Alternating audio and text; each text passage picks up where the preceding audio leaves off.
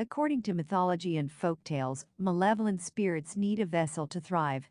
These vessels, or human beings, are often filled with negative virtues and have unfulfilled desires that attract these evil spirits who prey upon their greed, pain, and trauma and consume their bodies and minds completely to fulfill their ulterior motives. Iris Kashim's film, Umma, tries to portray one such encounter where an evil spirit, in the form of Amanda's mother, starts haunting Amanda to force her to give her tormented soul a traditional burial so that her soul can finally rest in peace. However, Amanda, who doesn't believe in traditional beliefs and customs, ignores these warnings and runs away from them instead of facing them. For most parts, Iris Kashim's film is a character's journey where the protagonist struggles not to end up like her mother and, after a moving encounter, decides to face her fears instead of running away from them. The thin narrative tries to bring in elements from folklore and other related themes to captivate the viewer's attention, but at the end of affairs, the film fails to leave a lasting impact. Let's dig deeper. A dark prologue sequence establishes that a young Soo-hyun is tortured by her mother after Soo-hyun tries to run away from her. She calls her Umma, which means mother in the Korean language. Some 16 years later, Soo-hyun, Sanra-oh, now called Amanda-oh, lives an isolated life on a rural farm in America with her teenage daughter, Chrissy Chris. It is suggested that Soo-hyun was finally able to run away from the clutches of her abusive mother and changed her name so that she wouldn't be able to find her again. However, the identity of Chris's father or how Soo-hyun came to this rural farm isn't revealed in the film. Amanda may have adopted a new lifestyle with a new identity, but her childhood fears and trauma still haunt her.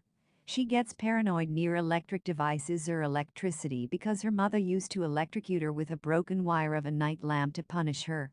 Amanda has convinced Chrissy that she is allergic to electricity, and thus there are hardly any electronic devices on the farm. The mother-daughter spend most of their days practicing beekeeping, which Amanda started after Chrissy showed interest in raising bees. Amanda sells jars of honey to a local shopkeeper, Danny, who runs a general store, Cooper & Sons, a few miles away from Amanda's house. He also delivers groceries and other important items to Amanda's farm, and in exchange, Amanda helps Danny with bookkeeping. Danny understands Amanda's fears and thus never tries to interfere in her personal lifestyle, but he wants Chrissy to leave the farm and get enrolled in a college to see the outside world and have new experiences. Chrissy was bullied in school because of her nationality, after which Amanda decided to homeschool her. She has no friends or relatives, and for the time being, she finds her existence on the farm, but as she grows up, the same farm seems to suffocate her, and she wants to move out. Danny gets a West Mesa University form for Chrissy after she asks him for it. She decides to fill out the form and wants to inform her mother about her decision, but soon their honey business booms after a social media influencer posts about it on her platform. In order to increase the number of bee colonies, Amanda decides to send Chrissy to Danny's shop. While in her absence, Amanda's uncle Kang pays her a visit and informs her about her mother's death. Kang reveals to Amanda that her mother died of a heart attack while calling out Amanda's Korean name, Soo-hyun, during her last moments. She really wanted to see her, but there was no way of reaching out to Soo-hyun after she changed her name and address. Kang believes that it was Amanda's duty to look after her mother, but she failed her, because of which her mother's spirit will forever be trapped in the human world like a Gwisin or a ghost. Kang leaves behind a small box with Umma's ashes and her most cherished possessions, and before leaving, he warns Amanda that her mother's anger will grow as long as she stays in the box, thus hinting at a proper burial. On the handle of the box, Amanda finds a red piece of cloth with Kumiho or the nine-tailed fox printed on it, and inside the box, she finds a mask and her mother's handbag, along with a miniature music box and her mother's ashes.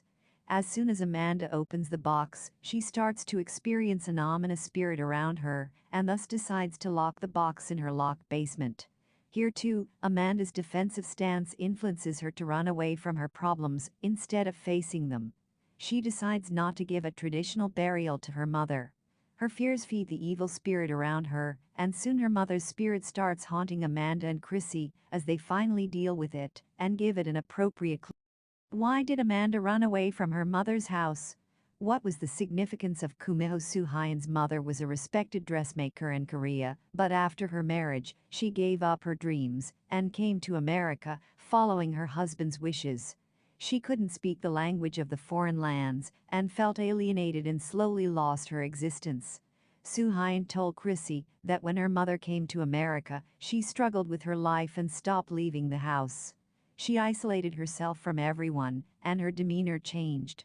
In her childhood, Suhyun heard her mother screaming. After her father, fed up with her mother's mental dilemma, left the house, her mother unleashed her bitterness on her daughter and tortured her. She was afraid of the horrifying loneliness in a foreign land and thus wanted Suhyun to stay with her forever. To fulfill her motives, her mother resorted to physical abuse and tortured Suhyun with broken electric wires and often locked her in the closet whenever she tried to run away or disobeyed her wishes. It can also be surmised that after Suhyun ran away from her mother, she resorted to black magic. While there was no direct connection between Umma and Kumiho, Chrissy saw Kumiho in the garden preying upon the chickens on the full moon night, the occasion on which these malevolent spirits generally appear. Even the cloth on Umma's box was printed with a Kumiho figure, and hence it could be surmised that Umma made a deal with the devil to find Suhyun after she left her. After her death, Umma's spirit became a Gwisin, and all she wanted was for her eldest descendant, Suhyun, to perform a Jesa for her. According to Suhyun, some Koreans believe that life's hardships are caused by the tormented spirits of their ancestors, and thus, to appease their tortured souls, they have to make offerings. Suhyun left behind her most cherished possessions so that Suhyun would perform a Jesa and give relief to her tormented soul, but Suhyun refused to do so. Instead, she threw the box in her basement and later tried to bury her mother's belongings in a pit. Her stance enraged her mother's spirit further, who tried to possess Suhyun's body and physically torture her daughter, Chrissy, who, like young Suhyun, wanted to leave her mother and go to university. It was the reason why Suhyun often told Chrissy that she would never become like her mother, and when her mother's spirit possessed her, she kept on struggling until she finally faced her mother in her consciousness and decided to end the struggle for once and for all. Did Umma's spirit really leave after Jesa? Suhyun's mother wanted her daughter to feel the same pain that she had been holding inside her for so many years, which is why she tortured her physically.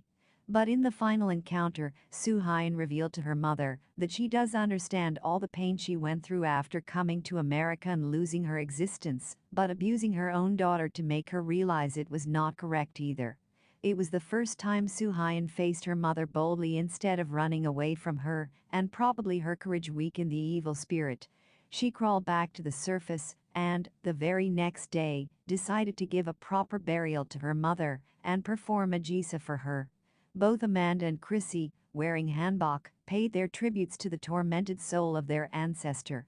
At the ceremony, Chrissy's phone chimed, but Amanda wasn't afraid of it anymore, which meant that she had finally conquered her fears. However, in any kind of religious ceremony, any hindrance is considered a bad omen, and this could be the reason why her mother's spirit didn't find the peace that she was yearning for. In the last sequence, as Chrissy left for her college with Danny in his truck, leaving behind Amanda all alone in the house, a shot depicted a part of Umma's hanbok filling the left portion of the screen while standing near her grave.